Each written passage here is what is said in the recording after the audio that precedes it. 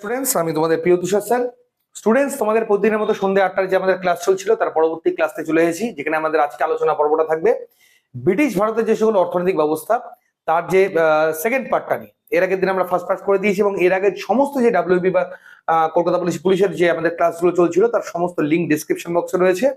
আমাদের Facebook page এবং Telegram বা ইউটিউবের আমাদের লিঙ্ক আমাদের দেওয়া রয়েছে। এই পিডিএফটা তোমরা পেয়ে যাবে কিন্তু আমাদের টেলিগ্রাম চ্যানেলে। সেখানে স্ক্যান করে আমাদের সমস্ত যে সকল সাইটস গুলো রয়েছে সেখানে তোমরা অবশ্যই দিয়ে করতে পারো। এবং আমাদের মক টেস্টের বই বলো বা যে হিস্ট্রি বই যেখান থেকে নেওয়া হয়েছে সমস্ত বইয়ের লিঙ্কও ডেসক্রিপশন বক্সে দেওয়া রয়েছে, যেটা তোমরা ফ্লিপকার্ট বলো, অ্যামাজন বলো, মেশো থেকে তোমরা অর্ডার করতে পারবে। এবং তার পাশাপাশি অবশ্যই তোমরা কিন্তু যে তোমাদের যদি মনে হয় যে আমাদের কোচিং থ্রু তোমরা অ্যাডমিশন নেবে, অর্থাৎ আমাদের বেস্ট প্রিপারেশনটা তোমরা করবে, অ্যালট করাবে, ঠিক আছে, অর্থাৎ সেটা প্রস্তুতি তোমরা নেবে। তো তোমাদের সেই বেস্ট প্রিপারেশনের জন্য জাস্ট এই যে কন্ট্যাক্ট নাম্বারটা তোমাদের দেওয়া রয়েছে এখানে, এই যে কন্ট্যাক্ট নাম্বারটা দেওয়া রয়েছে 7384198320, এই কন্ট্যাক্ট নাম্বারে তোমরা আমাদের সাথে সরাসরি যোগাযোগ করতে পারো। আমাদের অফলাইন আবাসিক বালুঘাট হেড অফিস, আবাসিক রয়েছে, অনাবাসিক, যে কোনো ধরনের প্রিপারেশন, সেটা ডাব্লিউবি বলো, কেবি বলো, GNM, NM, SSC, GD, police, যে কোনো প্রিপারেশন, পিএসসি, এসএসসি, যে কোনো এক্সামের জন্য আমাদের সাথে যোগাযোগ করতে পারো, ইনক্লুডিং রেলওয়েজ, ঠিক আছে। তো একদম সময় নষ্ট না করে আজকে শুরু করছি। আজকে প্রথম যে প্রশ্নটা দিয়ে, প্রথম প্রশ্ন কি রয়েছে আমাদের, ডালহৌসি অযোধ্যা দখল করেছিল কত সালে? লর্ড ডালহৌসি, যিনি ছিলেন আমাদের শেষ আমাদের যে শেষের আগে ঠিক বলবো আমরা, কারণ ক্যানিং এ ছিল আমাদের শেষ, তার আগের যে ভারতের গভর্নর জেনারেল, তিনি কত সালে অযোধ্যা দখল করেছিল? 1848, 1857, 1853 না 1856 সালে? তো 1854 সালে প্রবর্তিত যে সত্য বিলোপ নীতি, ঠিক আছে, যে সত্য বিলোপ নীতি, এই সত্য বিলোপ নীতির দ্বারা তিনি কিন্তু অযোধ্যা গ্রহণ করেছিলেন।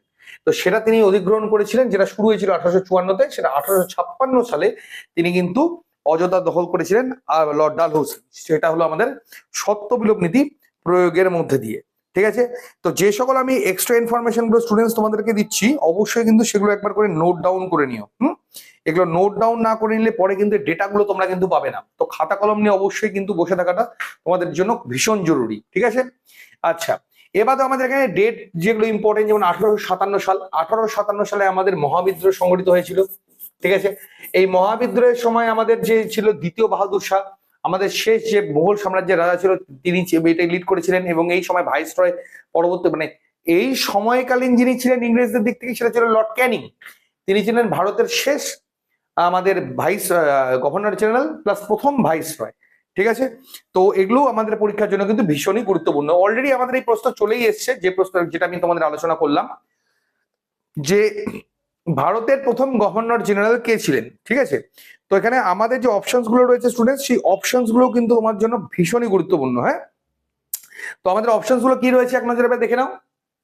লর্ড কার্জন, লর্ড কার্জন যদি বলি, বঙ্গভঙ্গ যখন হয় সেই 1905 সালে তিনি কিন্তু ছিলেন। তো বঙ্গভঙ্গের জন্য মেইনলি যিনি ছিলেন সেটা ছিল লর্ড কার্জন। এবং এর মাধ্যমে আমাদের যে ইউজিসি প্রবর্তিত মানে র্যালে কমিশন, যেটা 1904 সালে হয়েছিল, র্যালে কমিশন, যেটাকে আমাদের ইউনিভার্সিটি কমিশন বলা হয়ে থাকে, তো বঙ্গভঙ্গের জন্য মেইনলি হচ্ছিল লর্ড কার্জন। ওয়ারেন হেস্টিংস যদি বলি, আমাদের প্রথম ভারতের গভর্নর, ঠিক আছে, মানে যেটা আমাদের ছিল আগে শুধু গভর্নর, পরবর্তীকালে যে হয় ভারতের গভর্নর, সেটা ছিল আমাদের ওয়ারেন হেস্টিংস। এই প্রশ্নের সঠিক উত্তর হবে ভারতের প্রথম গভর্নর জেনারেল কে ছিল, সেটা হবে আমাদের লর্ড উইলিয়াম বেন্টিক, ঠিক আছে, লর্ড উইলিয়াম বেন্টিক। এবং ইনার হাত ধরে 1935 সালে আমাদের চুঁয়ে পড়া নীতি, যেটা আমাদের পাশ্চাত্য শিক্ষার বিস্তারে তিনি কিন্তু বিশেষ ভূমিকা গ্রহণ করেছিলেন। এবার আমাদের আছে লর্ড ক্যানিং, ভারতের প্রথম ভাইসরয় যে ছিল সেটা ছিল লর্ড ক্যানিং। এবং এই সময় কিন্তু আমাদের মহাবিদ্রোহ হয় 1857 সালে, এবং ইনি ছিলেন ভারতের শেষ গভর্নর জেনারেল এবং প্রথম ভাইসরয়। ভারতে প্রথম ভারতীয় হিসেবে সিভিল সার্ভিস পরীক্ষা কে উত্তীর্ণ করেছিল? এস.এন. ব্যানার্জি, অর্থাৎ সুরেন্দ্রনাথ ব্যানার্জি। এই সুরেন্দ্রনাথ ব্যানার্জি আমাদের ভারত সভা যেটা, ঠিক আছে, ভারত সভা 1876 সালে যেটা হয়, সেটা আমাদের তৈরি করেছিল 26শে জুলাই, আর ঠিক আছে, ও ভারত সভা তৈরি করেছিলেন। গুরু সদয় দত্ত, সি.আর. চিত্তরঞ্জন দাস, না সত্যেন্দ্রনাথ ঠাকুর? তো প্রথম ভারতীয় হিসেবে যিনি সিভিল সার্ভিস উত্তীর্ণ করেছিলেন সেটা হলো আমাদের হচ্ছে সত্যেন্দ্রনাথ ঠাকুর।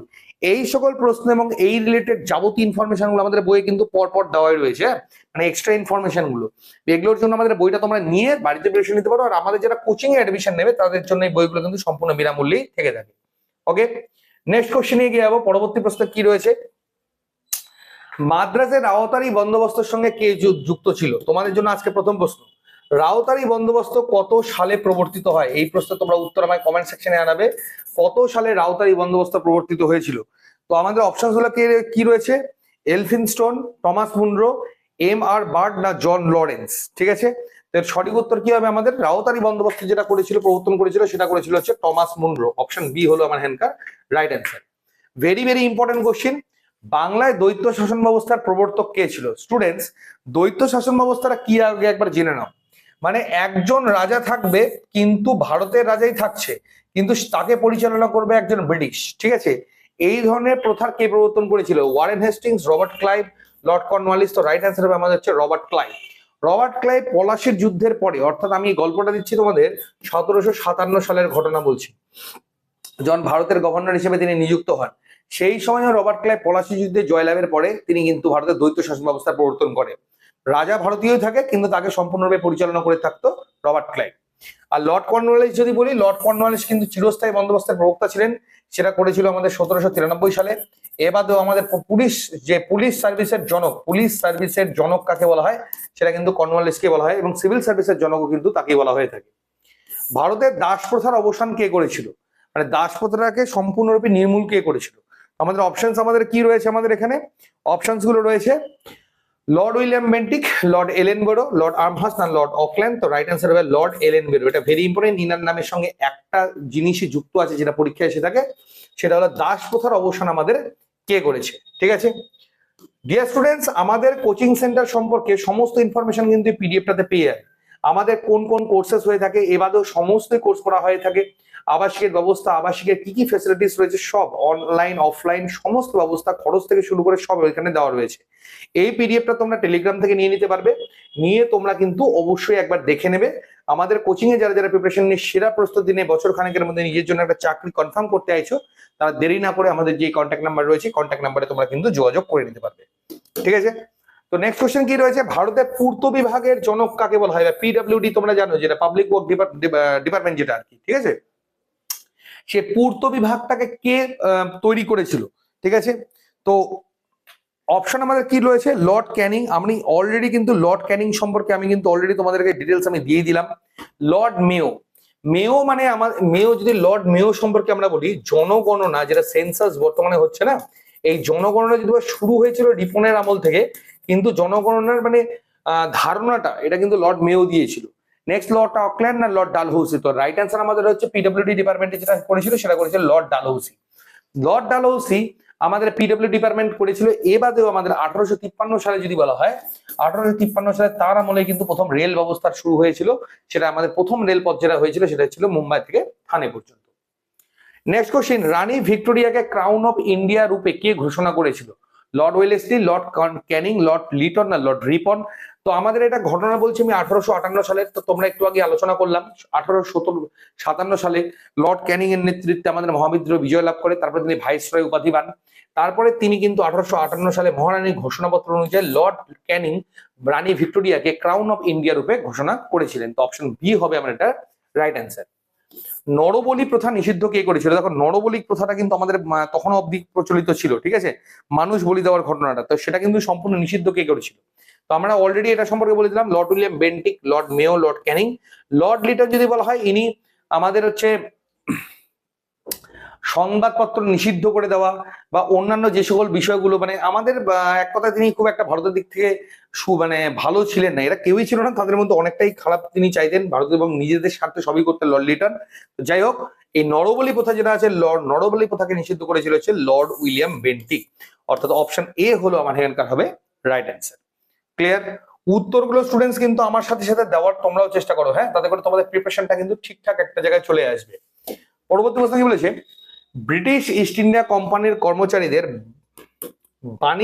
ব্যক্তিগত বাণিজ্যকে নিষিদ্ধ কে করেছিল? মানে ব্যক্তিগতভাবে কেউ কোনো বাণিজ্য করতে পারবে না, যদি করতে হয় ইস্ট ইন্ডিয়ার নামেই করতে হবে। তো সেটা আমাদের কে করেছিল? Lord Warren Hastings, Lord Cornwallis, Lord Wellesley না লর্ড মিন্টো? ঠিক আছে, তো আমাদের এটা যে রাইট অ্যান্সার হবে সেটা হবে হচ্ছে লর্ড কর্নওয়ালিস। লর্ড কর্নওয়ালিস কিন্তু ব্যক্তিগত বাণিজ্যকে সম্পূর্ণরূপে বাদ করে দিয়েছিল।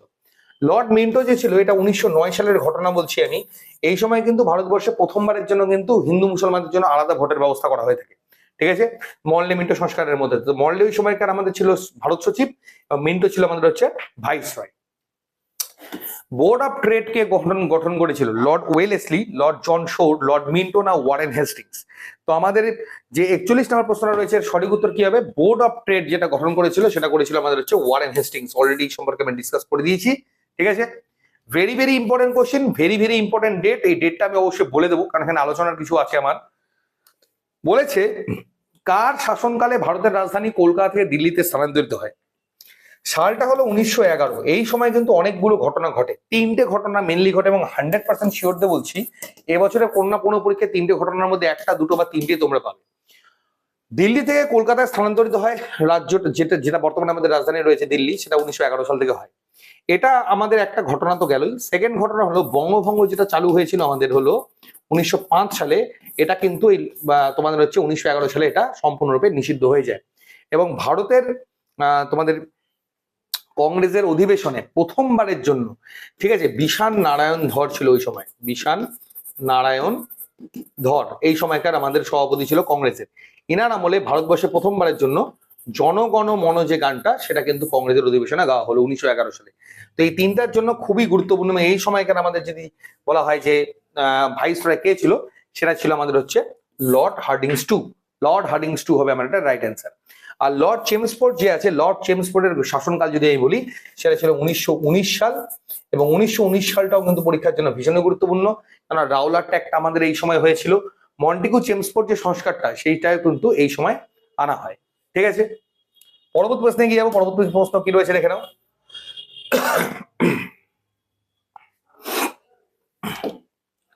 বাংলার প্রথম গভর্নর জেনারেল কে ছিল? দেখো, একটা হলো প্রথমে শুধু গভর্নর জেনারেল বা বাংলার গভর্নর জেনারেল, তারপরে হলো কিন্তু আমাদের ভারতের গভর্নর জেনারেল। ঠিক আছে, প্রথমে ছিল শুধু গভর্নর, তারপরে আসলো গভর্নর জেনারেল, তারপরে কিন্তু হলো ভারতের গভর্নর জেনারেল। ঠিক আছে, তো আমাদের এই যে বলা হচ্ছে যে প্রথম গভর্নর জেনারেল বা বাংলার যে প্রথম গভর্নর জেনারেল, সেটা আমাদের কে ছিল? রবার্ট ক্লাইভ, জন কার্টিয়ার, হেনরি ভার্সিটেন্ট না ওয়ারেন হেস্টিংস? তো রাইট অ্যান্সার হবে ওয়ারেন হেস্টিংস। আমি কেবলই তোমাদের বললাম যে প্রথম বাংলার যদি গভর্নর জেনারেল বলা হয়, সেটা কিন্তু ছিল ওয়ারেন হেস্টিংস। আর যদি এটা বাংলার না বলে এখানে যদি ভারতের দিয়ে দিত যে ভারতের প্রথম গভর্নর জেনারেলকে, তাহলে কিন্তু রাইট অ্যান্সার হয়ে যেত উইলিয়াম বেন্টিক। ঠিক আছে, নেক্সট কোশ্চেন। ভারতীয় পেনাল কোড বা আইপিসি, যেটা আইপিসি বর্তমানে সমস্ত ধারাগুলো, যে ইন্ডিয়ান পেনাল কোড, এই ইন্ডিয়ান পেনাল কোডকে কে প্রবর্তন করেছিল? ঠিক আছে, আমাদের এখানে অপশনস কি রয়েছে? William Bentinck, Lord Lytton, Lord Curzon আর লর্ড ওয়েলেসলি? তো রাইট অ্যান্সার হবে আমাদের হচ্ছে Lord William Bentinck. Option A হলো এখানকার রাইট অ্যান্সার। কোন আইনের মাধ্যমে শিক্ষাকে প্রথমবার ভারতীয়দের নিয়ন্ত্রণে আনা হয়? ঠিক আছে, মানে কোন শিক্ষা, মানে দেখো আমাদের চুঁয়ে পড়া নীতি বা ম্যাগনা কার্টা আমাদের এখানে মেনলি বলা হচ্ছে, মানে ম্যাগনা কার্টাটা কত সালে হয়েছিল, এটাই আমাদের এখানে মেনলি কোশ্চেনটা আস্ক করা হয়েছে। তো ম্যাগনা কার্টা যদি বলা হয়, তাহলে সেটা মানে ফাইনালি যেটা হয়েছিল ম্যাগনা কার্টা, ঠিক আছে, সেটা হয়েছিল 1935 সালে। ঠিক আছে, এটা ফাইনাল। এটা কিন্তু যদি বলে প্রথমবার ভারতীয়দের নিয়ন্ত্রণে কত সালে আনে, তো আমাদের যে মন্টেগু চেমস্ফোর্ড, আমি কেবলই তোমাদের বললাম মন্টেগু চেমস্ফোর্ড, এইটার মাধ্যমে আমাদের হচ্ছে প্রথমবারের জন্য ভারতীয়দের নিয়ন্ত্রণে আনা হয় আমাদের শিক্ষাকে। তো সেটা কোন সাল? 1992, 1919, 1909 না 1935? তো রাইট অ্যান্সার হবে আমাদের 1920 ভারত শাসন আইন 1919 এর মাধ্যমে। আর এটাকে ফাইনালাইজ করা হয়েছিল 1935 সালে। তো এটা চাইনি যে শেষ কবে করা হয়েছিল, সেটা না, সেটা হচ্ছে আমাদের এখন যেটা মানে প্রথমবার যেটা করা হয়েছিল মন্টেগু চেমস্ফোর্ড সংস্কারের মধ্যে দিয়ে 1909 সালে। আর এই যে সনদ আইন 1909 এখানে বলা হয়েছে, এই সনদ আইনটাই ছিল আমাদের যে প্রথমবারের জন্য হিন্দু মুসলিমের জন্য আলাদা ভোটের ব্যবস্থা সম্পূর্ণরূপে করা হয়। ঠিক আছে, নেক্সট কোশ্চেন কি রয়েছে? পরবর্তী প্রশ্ন দেখে নাও, 46 নম্বর প্রশ্ন। 1854 খ্রিস্টাব্দে শিক্ষা সংক্রান্ত খসড়া রচয়িতা যে চার্লস উড ছিল, মানে আমাদের প্রথমবারের জন্য যে আমাদের শিক্ষা সংক্রান্ত খসড়াটা করা হয়েছিল চার্লস উডের দ্বারা, সেটা মানে ওই সময় রচয়িতা কে ছিল? ঠিক আছে, তো আমাদের এখানে অপশনস কি রয়েছে স্টুডেন্টস? অপশনস গুলো একবার দেখে নাও। ভারত সচিব, court director of president, board of কন্ট্রোলের প্রেসিডেন্ট না ইংল্যান্ডের প্রধানমন্ত্রী? তো রাইট অ্যান্সার আমাদের কি হবে? কে ছিল? তিনি ছিলেন বোর্ড অফ কন্ট্রোলের প্রেসিডেন্ট। ঠিক আছে, যে বোর্ড অফ কন্ট্রোলটা গঠন করা হয়েছিল 1854 সালে, তার প্রেসিডেন্ট ছিল আমাদের হচ্ছে চার্লস। ঠিক আছে, এটাকে আমরা কি নামে পরিচিত জানো স্টুডেন্টস? এটাকে বলা হচ্ছে উডের ডিসপ্যাচ। উডের ডেসপ্যাচ। তো পরীক্ষায় এখানেও আছে যে উডের ডেসপ্যাচ কত সালে খসড়াটা তৈরি হয়, সেটা হয়েছিল আমাদের 1954 সালে। এটা শিক্ষা সংক্রান্ত একটা খসড়া ছিল। এগুলো সবই ভারতীয়দের ইংরেজি শিক্ষা এবং যাতে করে ইংরেজরা ভারতের উপরে দাবদাবাটা বজায় রাখতে পারে তার জন্য এগুলো সমস্তটা করা হয়। কত সালে ইংল্যান্ড এবং ভারতের একসাথে আইসিএস পরীক্ষার আয়োজন সূচনা করা হয়েছিল? মানে একটা সময় আগে ভারতীয়দের জন্য আলাদা মানে পরীক্ষা হতো, ইংরেজদের জন্য আলাদা পরীক্ষা হতো, তারপরে একটা সময়ের পরে সেটা একসাথে করে দেওয়া হয়। সেটা কত সালে করা হয়েছিল? 1912, 1935, 32 না 1922? তো রাইট অ্যান্সার হবে 1922 সালে। এই সময় থেকে আইসিএস পরীক্ষা একটাই হলো, যেটা ইংল্যান্ড এবং ভারতের একসাথে নেওয়া হতো। পাঞ্জাবে যে ভাইয়াচারি ব্যবস্থা, এই পাঞ্জাবের ভাইয়াচারি ব্যবস্থার প্রবর্তক কে, বা এটা কে প্রবর্তন করেছিল? তো অপশনস কি রয়েছে? পাঞ্জাবের বাঘ যাকে বলা হয়, বা ঠিক আছে মহীশূরের বাঘ, সেই হবে রাইট অ্যান্সার। যেটা কাকে বলা হয়? ওয়ারেন হেস্টিংস, ডালহৌসি, কর্নওয়ালিস না ওয়েলেসলি? তো রাইট অ্যান্সার হবে আমাদের হচ্ছে ওয়ারেন হেস্টিংস বা লর্ড হেস্টিংস হবে রাইট অ্যান্সার। ঠিক আছে, পাঞ্জাবের বাঘ বা মহীশূরের বাঘ যেটা টিপু সুলতানকে বলা হয়, সেটা পাঞ্জাবের বাঘ বলা হয়ে থাকে লর্ড হেস্টিংসকে। তিনি ভাইয়াচারি ব্যবস্থার প্রবর্তক ছিলেন। এখানে ওয়েলেসলি সম্পর্কে আমরা একটু আলোচনা করে নিই। লর্ড ওয়েলেসলি ভারতবর্ষে অধীনতামূলক তোমাদের হচ্ছে যে মিত্রতা নীতি এটার তিনি প্রবর্তক ছিলেন হচ্ছে লর্ড ওয়েলেসলি। ঠিক আছে, এটাই পরীক্ষায় সব থেকে বেশি এসে থাকে।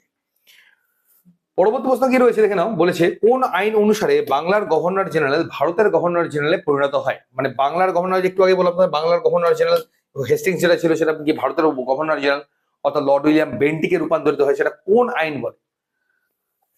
চার্টার অ্যাক্ট 1793, এটা প্রথম চার্টার অ্যাক্ট ছিল। চার্টার অ্যাক্ট 33, চার্টার অ্যাক্ট 53 না চার্টার অ্যাক্ট 13? তো রাইট অ্যান্সার হবে চার্টার অ্যাক্ট 1833 এর মধ্যে দিয়ে 1835 সালে প্রথমবারের জন্য এই বাংলার গভর্নর জেনারেলটা চেঞ্জ হয়ে গেল ভারতের governor general Lord William Bentinck. এবং এই চার্টার অ্যাক্ট 1813টাও ভেরি ইম্পর্টেন্ট। এই সময়ে ভারতীয় শিক্ষা খাতে প্রথমবারের জন্য 1 লক্ষ টাকা ব্যয় করা হলো এবং খ্রিস্টান মিশনারি দ্বারা ভারতবর্ষে ইংরেজি শিক্ষাকে ত্বরান্বিত করার চেষ্টা করা হলো। চার্টার অ্যাক্ট 1853 মাধ্যমে ভারতের রেলপথ বা অন্যান্য কার্যকলাপগুলো শুরু করা হয়েছিল এবং কিভাবে ভারতীয়দের ইংরেজি শিক্ষা শিক্ষিত করা যায় সেই নিয়ে 1793 সালে চার্টার অ্যাক্টের সূচনা হয়। ঠিক আছে, তো চার্টার অ্যাক্টে এই চারটাই আছে, চারটাই আমি তোমাদেরকে আলোচনা করে দিলাম। প্রদত্ত জোড়াগুলির মধ্যে কোনটি সঠিক নয়? 5 সালা বন্দোবস্ত ওয়ারেন হেস্টিংস, 10 সালা বন্দোবস্ত লর্ড কর্নওয়ালিস, তোমাদের হচ্ছে রাওতারি বন্দোবস্ত যেটা সেটা লর্ড ম্যাকুই হেস্টিংস, না মহলারি বন্দোবস্ত লর্ড ডাফরিন? তো তোমাদের 50 নম্বর যে প্রশ্নটা রয়েছে সঠিক উত্তর হবে অপশন ডি, ডাফরিন না, মহলারি বন্দোবস্ত কখনোই ডাফরিন হবে না। এখানে 5 সাল এবং 10 সালা দুটোই লর্ড এটা করেছিল লর্ড কর্নওয়ালিস। 5 সালা 10 সালা বাদেও 1 সালা বন্দোবস্ত যেটা আছে, এই 1 সালা বন্দোবস্তটাও করেছিল লর্ড কর্নওয়ালিস, আর 5 সালা করেছিল ওয়ারেন হেস্টিংস। ঠিক আছে, এগুলো কিন্তু পরীক্ষার জন্য ভেরি ইম্পর্টেন্ট। নিম্নলিখিত কোন বিষয়টির সাথে লর্ড মেকলে যুক্ত ছিল? সামরিক সংস্কার, আইন সংস্কার, চিরস্থায়ী বন্দোবস্ত না সতীদাহ প্রথার বিলুপ্তি? এই যে আমাদের যে ইয়েটা ছিল লর্ড মেকলে, যার মধ্যে মেকলে মিনিটের আমরা সূচনাটা দেখতে পাই, সেটা হলো আমাদের ঘটনাটা ঘটছে আমাদের হচ্ছে 1935 সালের ঘটনা। এটা প্রায় 1935 সাল নাগাদ তিনি ছিলেন আইন সংস্কার বা আইন সংরক্ষণের সাথে তিনি যুক্ত ছিলেন। ঠিক আছে, সেটা হচ্ছে 1935 সাল, লর্ড মেকলে। নেক্সট কোশ্চেন কি রয়েছে দেখে নাও, 52 নম্বর প্রশ্ন। বাংলায় দ্বৈত শাসন ব্যবস্থার অবসান কে ঘটিয়েছিল? বাংলায় যেটা পলাশির যুদ্ধের পরে মানে 1757 পরে যদি আমি বলি, লর্ড ক্লাইভ দ্বারা যখন আমাদের বাংলায় যে দ্বৈত শাসন ব্যবস্থাটা মানে শুরু হলো, সেটাকে আমাদের শেষ কে করলো? Warren Hastings, Lord William Bentinck, Lord Cornwallis? তো রাইট অ্যান্সার হবে আমাদের হচ্ছে ওয়ারেন হেস্টিংস। শুরু করেছিল ক্লাইভ, শেষ করেছিল ওয়ারেন হেস্টিংস। নেক্সট কোশ্চেন, কোন আইন অনুসারে কলকাতার সুপ্রিম কোর্ট স্থাপিত হয়? সবার আগে মনে রাখবে আমাদের যে সুপ্রিম কোর্টটা স্থাপিত হয়েছিল কলকাতায়, সেটা হয়েছিল 1774 সালে। ঠিক আছে, তোমাদের জন্য আরেকটা আজকে প্রশ্ন আমি রেখে দিচ্ছি। হ্যাঁ, এই যে সুপ্রিম কোর্টটা কলকাতায় প্রথম স্থাপিত হয়েছিল, তার প্রথম জাজ কে ছিল? একজন বিদেশি ছিল, তার নামটা তোমরা আমাকে জানাবে। চার্টার অ্যাক্ট 1813, যার মধ্যে 1 লক্ষ টাকা ভারতে আসে। চার্টার অ্যাক্ট 1933, যার মধ্যে ভারতের গভর্নর জেনারেল হয়ে বাংলার গভর্নর জেনারেল হয়ে যায় ভারতের গভর্নর জেনারেল। চার্টার অ্যাক্ট 1853, যেটার মধ্যে আমাদের রেলপথ থেকে শুরু করে সবই স্থাপিত হয়েছিল। এটা সঠিক উত্তর হবে রেগুলেটিং অ্যাক্ট, যেটা আমাদের শুরু করেছিল হচ্ছে কর্নওয়ালিস।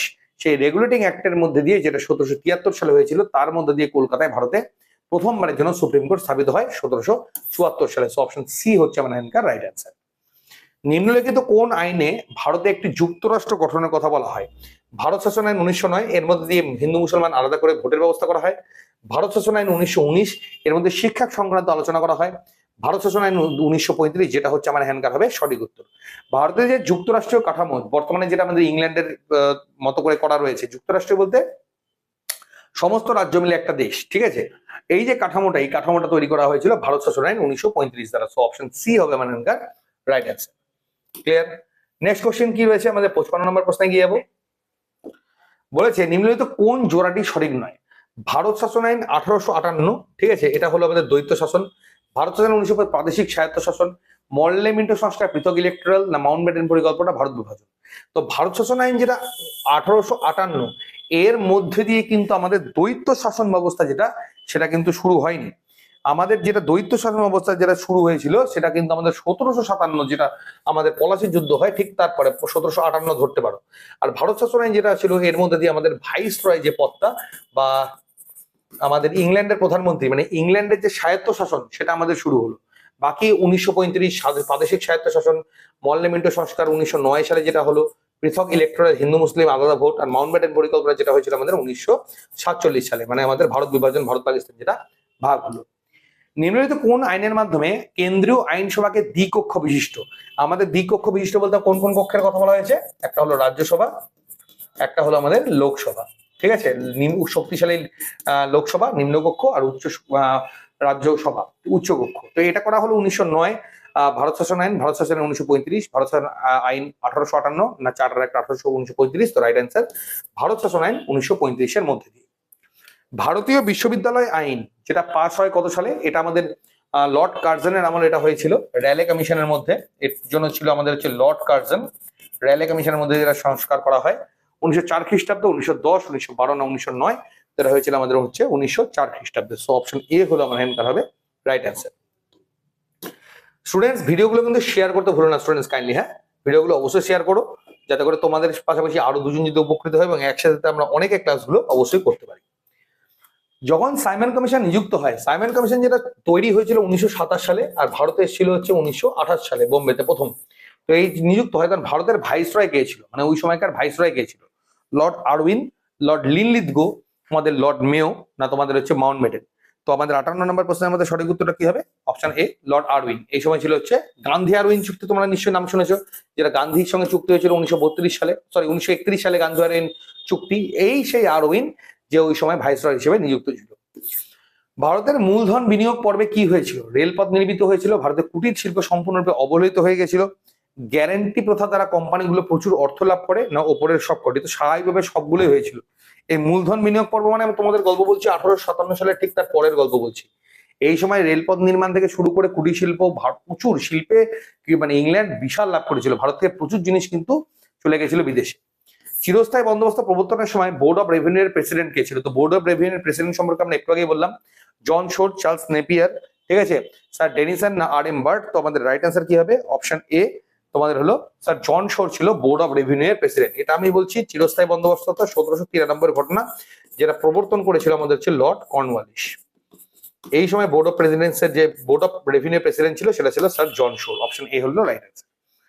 স্টুডেন্টস, আজকের যে আমাদের ক্লাসটা, আজকের ক্লাসটা এতটাই। কালকে আবার আসছি তোমাদের সাথে দুপুরে 1টার সময় এবং সন্ধ্যে 6টার সময়, ও সন্ধ্যে রাত্রি 8টার সময়। ও জাকির স্যারের যে ক্লাসগুলো রয়েছে ওগুলো অবশ্যই করবে, প্লেলিস্ট তোমাদের ডিসক্রিপশন দেওয়া রয়েছে। যে কোনো কোশ্চিন বা যে কোনো আলোচনা থাকলে তোমরা ডেফিনেটলি কমেন্ট সেকশনে করতে পারো। ওকে স্টুডেন্টস, আজকের ক্লাসটা এতটাই। পিডিএফটা টেলিগ্রামে পেয়ে যাবে, টেলিগ্রাম লিঙ্ক তোমাদের ডিসক্রিপশন দেওয়া রয়েছে। বই সহ আমাদের কন্ট্যাক্ট নাম্বার এবং আমাদের যদি অ্যাডমিশনের রিলেটেড কোনো ইনফরমেশন থাকে এই নাম্বারে ফোন করে তোমরা জেনে নিতে পারবে। ঠিক আছে? তো স্টুডেন্টস, আজকের মতো এতটাই। নমস্কার।